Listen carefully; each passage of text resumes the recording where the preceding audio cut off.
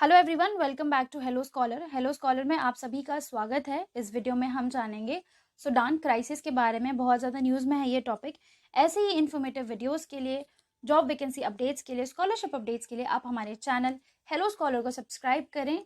ये सारी की सारी इन्फॉर्मेशन अपने फ़ोन और मोबाइल फ़ोन पे पाने के लिए आप क्या कर सकते हैं, आप हमारा व्हाट्सएप और टेलीग्राम ग्रुप ज्वाइन कर सकते हैं by clicking the link given in the description box. चलिए जानते हैं सूडान। सूडान क्या है, सूडान क्राइसिस क्या है। तो बच्चों, जो सूडान क्राइसिस है ना, बेसिकली ये सूडान में है, जो कंट्री है ये, ना कि साउथ सूडान। साउथ सूडान दूसरी कंट्री है, तो आप कंफ्यूज मत हो जाना। अगर सपोज पेपर में क्वेश्चन आ जाता है तो आप कंफ्यूज मत हो जाना। साउथ ऑफ सूडान एक अलग कंट्री है, प्लस सूडान जो है वो एक अलग कंट्री है। बेसिकली दो इंपॉर्टेंट सिटीज में आप कह सकते हो, ये जो दारफूर रीजन है यहाँ पर बहुत ज़्यादा क्राइसिस हैं, और जो खार्तूम, यानी खार्तूम क्या है, कैपिटल है ऑफ सूडान की, ठीक है, वहाँ पर बहुत ज़्यादा क्राइसिस हो रखे हैं, या आप कह सकते हो वॉयलेंस है, अटैक है, ये सारी की सारी चीज़ें जो है वो हो रही हैं। अब क्यों हो रही है वो तो हम जानेंगे, प्लस उससे पहले हम जान लेते हैं जो सूडान है वो है थर्ड लार्जेस्ट कंट्री। ये थर्ड लार्जेस्ट कंट्री है अफ्रीका की, ठीक है। अफ्रीका जो कॉन्टिनेंट है उसमें थर्ड लार्जेस्ट कंट्री जो है सूडान है। इससे लगता हुआ रेड सी आप ये देख सकते हो, ठीक है। रेड सी जो है वो सूडान का, मतलब सूडान की जो कोस्ट लाइन है वो रेड सी से टच करती है, तो Red Sea is near Sudan. Now अब हम जानते हैं कौन कौन से लीडर्स हैं और ये कॉन्फ्लिक्ट जो है वो क्यों हो रहा है। ये कॉन्फ्लिक्ट बेसिकली इस वजह से हो रहा है कि जो दो लीडर हैं, सबसे पहले जो आर्मी है ना, आर्मी वो आती है इनके अंडर। कौन है ये? अब्दुल फतेह अल बुरहान, इनके अंडर आती है आर्मी।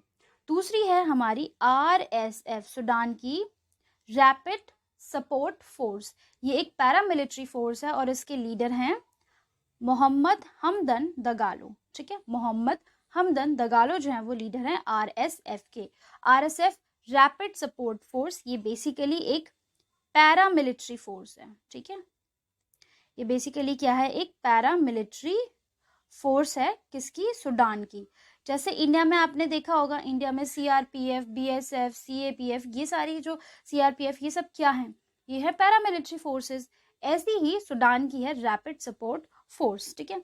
इस फोर्स की जो इमेज है वो लोगों के सामने और दुनिया के सामने बहुत अच्छी नहीं है, क्योंकि जून 2019 में जो प्रोटेस्ट हुए थे, 2021 में जो प्रोटेस्ट हुए, उन प्रोटेस्ट में प्रोटेस्टर्स को मारने का एक्यूज, आप कह सकते हो इल्ज़ाम जो है वो इस फोर्स के ऊपर आता है कि बहुत भारी मात्रा में इन्होंने लोगों को मारा था। अब जानते हैं कि कॉन्फ्लिक्ट किन लोगों के बीच में, जैसे मैंने बता दिया, मिलिट्री के बीच में है और आरएसएफ के बीच में है। ये जो कॉन्फ्लिक्ट है, ये कॉन्फ्लिक्ट स्टार्ट होता है 15 अप्रैल को। ये कॉन्फ्लिक्ट जो है वो स्टार्ट होता है और 23 अप्रैल आते आते ये पता चलता है कि जो आरएसएफ के लीडर है, यानी आप कह सकते हो दगालो, उन्होंने जितनी भी प्रोमिनेंट साइट हैं, गवर्नमेंट की जितनी भी प्रोमिनेंट साइट है, जैसे कि general military headquarter, presidential palace, Khartoum international airport, Burhan official residence, ठीक है। बुरहान कौन? लीडर, किसके? आर्मी के। सूडान की जो पूरी आर्मी है वो बुरहान के अंडर आती है, ठीक है, वो उसके लीडर हैं। और एसएनबीसी का हेडक्वार्टर, ये सारे के सारे इंपॉर्टेंट बिल्डिंग्स जो हैं वो उस पर कब्जा कर लिया है दगालो ने, यानी कि आरएसएफ ने, ठीक है। अब हम जानते हैं कि ये सारी सिचुएशन क्यों क्रिएट होती है, ठीक है। सो बच्चों, हम जानेंगे उमार अल बशीर के बारे में। उमार अल बशीर कौन है? ये लीडर रहे थे सूडान के कब से कब तक? 1989 से लेकर 2019 तक, ठीक है। फिर 2019 में लोगों ने बहुत ज़्यादा प्रोटेस्ट किया और इनको मजबूरन इनको रेजिग्नेशन देना पड़ा। मिलिट्री जो है वो, यानी मिलिट्री किसके अंडर? बुरहान के अंडर। तो बुरहान, आप कह सकते हो मिलिट्री ने फोर्स किया इनको ताकि ये रेजिग्नेशन दें।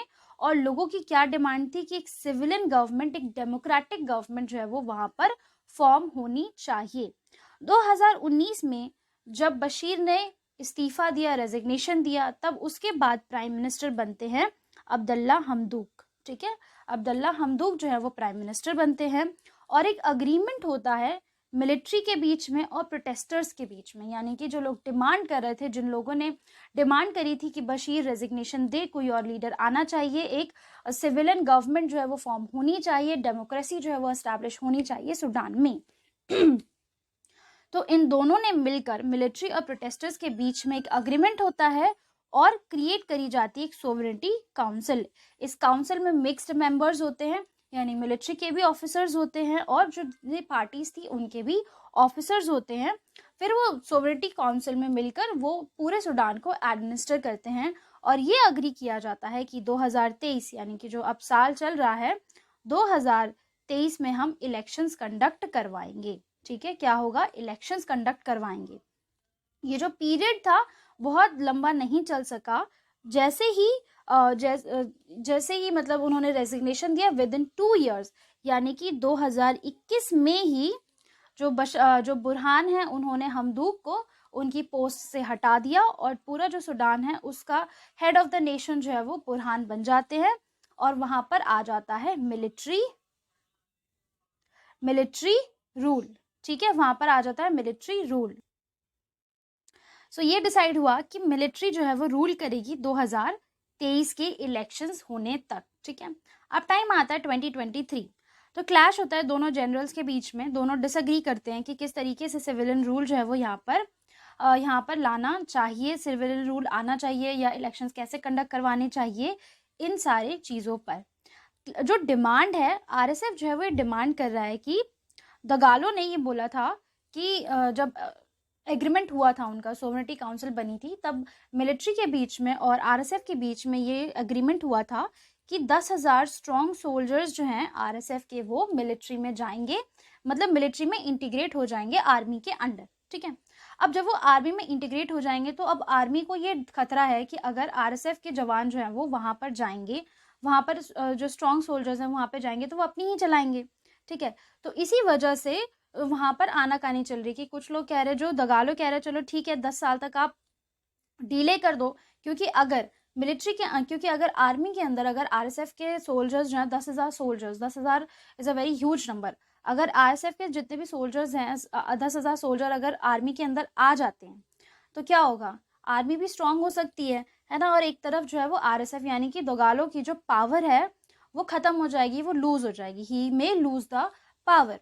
ठीक है, दगालो कह रहे हैं कि चलो ठीक है इंटीग्रेशन जो है नेक्स्ट 10 years तक हम डिले कर देते हैं, बट जो आर्मी है वो कह रही है कि नहीं हम नेक्स्ट 2 years में इसका इंटीग्रेशन कर लेंगे। क्लैश हो रहा है प्रोसेस को लेकर कि किस तरीके से किया जाएगा। आर्मी अपना तरीका बता रही है, आरएसएफ अपना तरीका बता रही है इंटीग्रेट होने का, उन दोनों फोर्सेस को मिलने का। बट अब जो डेडलॉक है, डिसएग्रीमेंट डेडलॉक क्रिएट हुआ इसी वजह से। इस छोटी सी बात पर आप कह सकते हो कि इतना बड़ा जो है वो वायलेंस क्रिएट हो रही है, बहुत ज़्यादा। एक फोर्स जो है वो दूसरे फोर्स पर अट्रैक करिए। दोगालों ने तो जितने भी की गवर्नमेंट साइट्स हैं, की गवर्नमेंट ऑफिसेज हैं, सब पर कब्जा कर लिया। इनफैक्ट बुरहान के घर पर भी कब्जा कर लिया। ये सारे की सारे सिचुएशन देखते हुए सूडान में बहुत बुरे तरीके से क्राइसिस हो रखे हैं, लोगों को बहुत ज़्यादा दिक्कत हो रही है, वो लोग आ जा नहीं सकते, एयरपोर्ट भी बंद है। तो इसी वजह से ऑपरेशन कावेरी जो है वो इंडियन गवर्नमेंट ने लॉन्च किया है। ये बेसिकली कावेरी जो है वो कुछ भी नहीं है, ऑपरेशन कावेरी जो है वो क्या है, it is a very important operation to evacuate Indians from Sudan. ठीक है, सूडान से इंडियंस को इंडिया लेकर आना है, और जो ऑपरेशन कावेरी है बेसिकली वही है।